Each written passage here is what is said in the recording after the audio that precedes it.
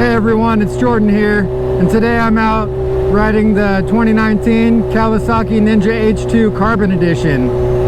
So today I want to talk a little bit about my experience as a rider, some of the motorcycles that I've ridden, some of the mistakes that I've made as a rider, and just a little bit about safety in general. Now, I got this idea by posting stories on my Instagram asking people what they thought I should make a moto vlog about, and the responses that I got were generally around safety, so I decided to talk a little bit about my experience, mistakes I've made, and safety in general on what I've learned and stuff. So I will start with my very first riding experience. Was as a young kid. My dad got me and my brother and my stepbrother a Honda 50.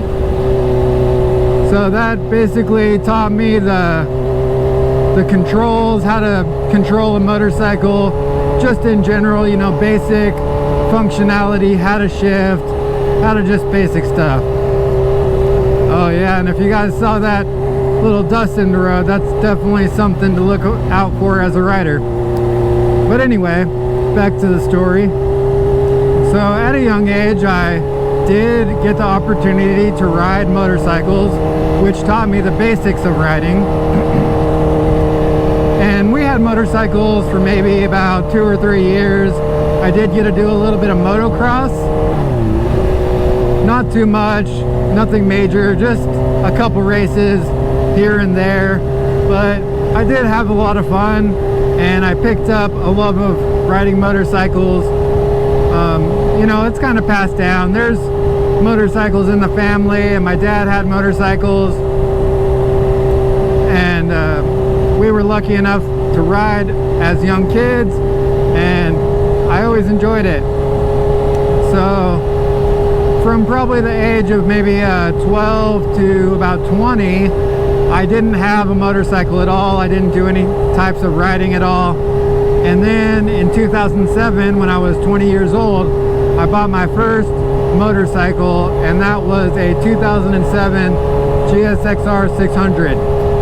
And that was an amazing bike. I learned a lot on it. I did end up crashing that bike. I had it for a little over 6 months, and I probably put roughly maybe 6,000 miles on it or so. And basically, what I chalked that wreck up to was rider inexperience. Now, I had gone out that day to hang out with some friends, and I decided to take the bike out. And it was I took it out on some back roads that I wasn't too familiar with, and anyway, I stayed until it was dark,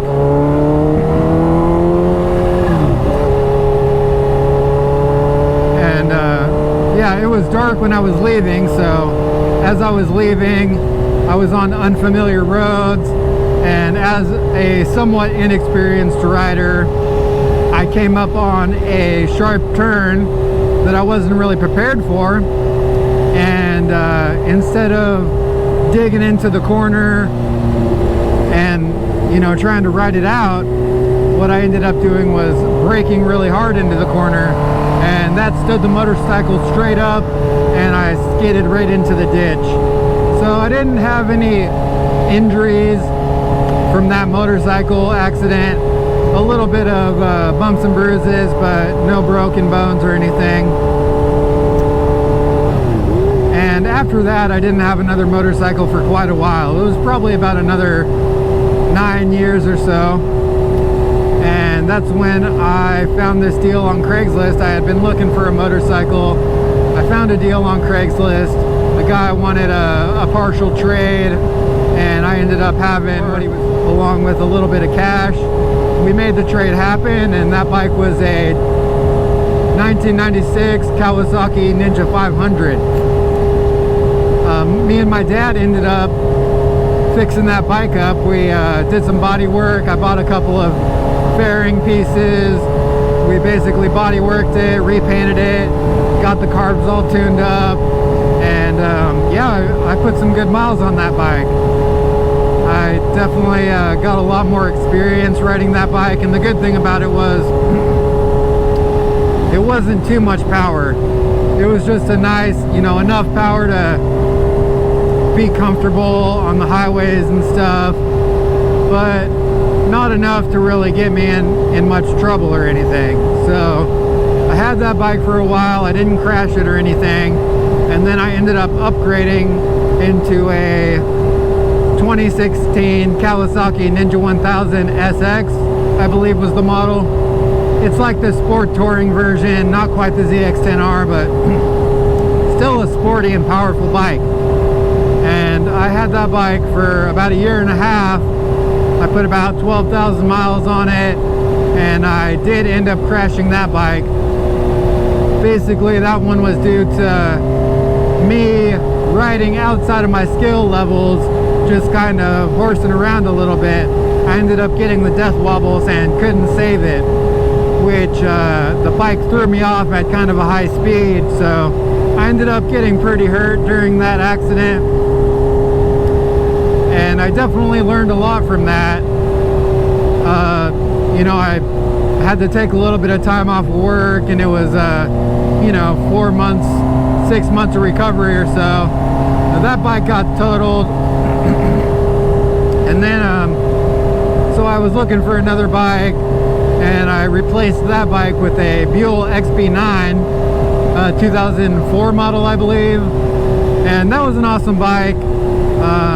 I didn't really get a ride it that far because I ended up going on a ride with a couple of sport bike riders, and you know, I guess I was riding outside of my skill level again, kind of showing off.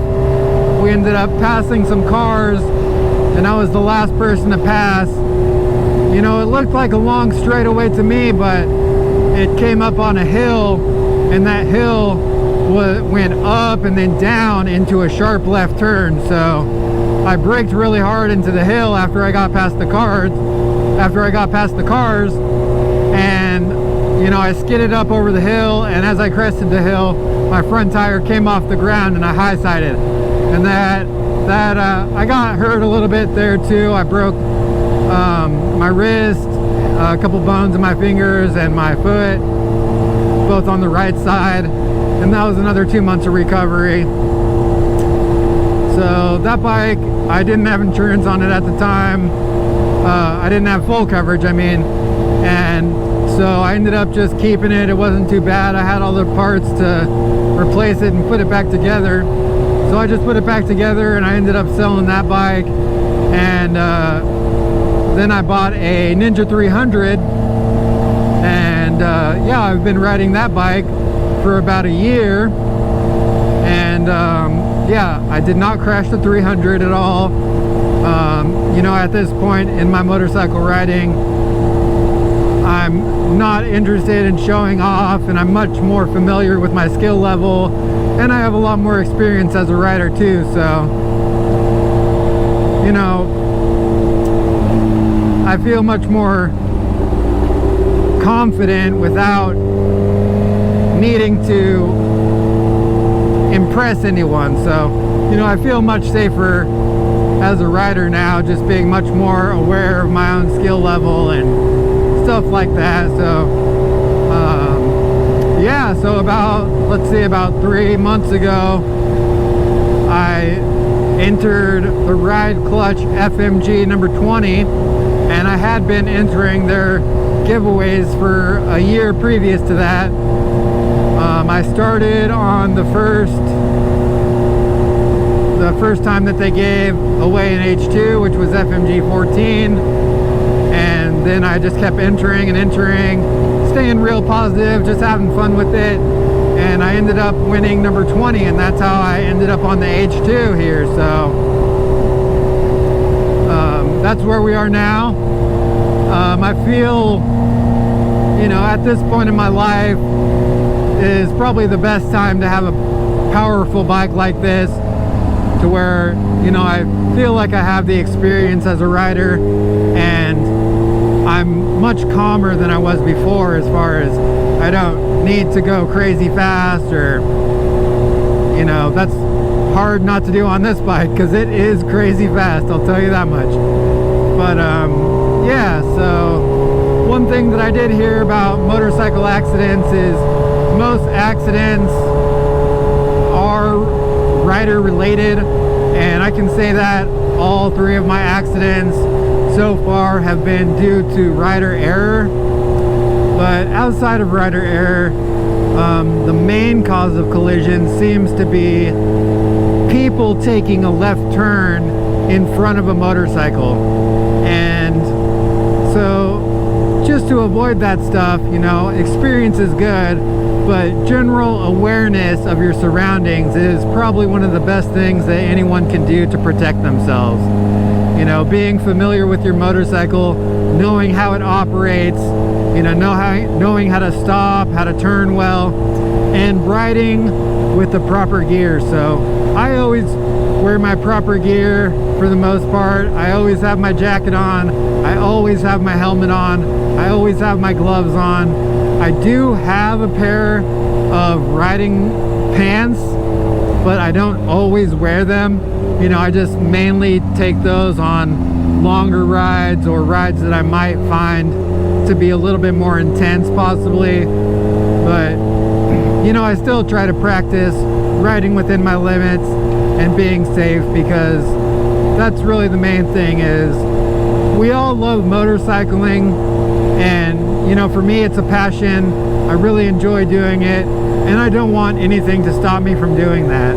So I'm really fortunate and lucky to be able to ride, you know, physically after the accidents that I've had. And, you know, I feel really fortunate, really grateful to be able to ride such an amazing bike. Now, this H2 is extremely powerful. I think it's been touted as the most powerful production sport bike off the line. And yeah, it is a really incredible sport bike.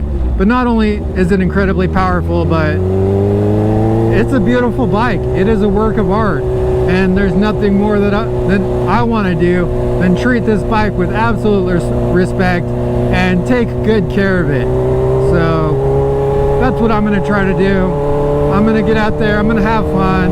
You know, I might go a little fast here and there, but the main thing is being aware of my surroundings, wearing my proper safety gear, riding within my limits, and knowing what those limits are. You know, there's still a lot of other stuff to look out for on motorcycles, and I would like to do some more research and make another video detailing more of the dangers of riding and how to avoid them. But for this video, I just wanted to go over my experience and talk about that stuff. So I really hope you guys enjoyed the video. Please like this video, leave me a comment, let me know, and if you have any suggestions, I would love to hear them. Other than that, please subscribe, share this video if I didn't already say that, and thanks for being here. I really appreciate it. So everyone, have a great day, and we'll catch you in the next moto vlog. Take care.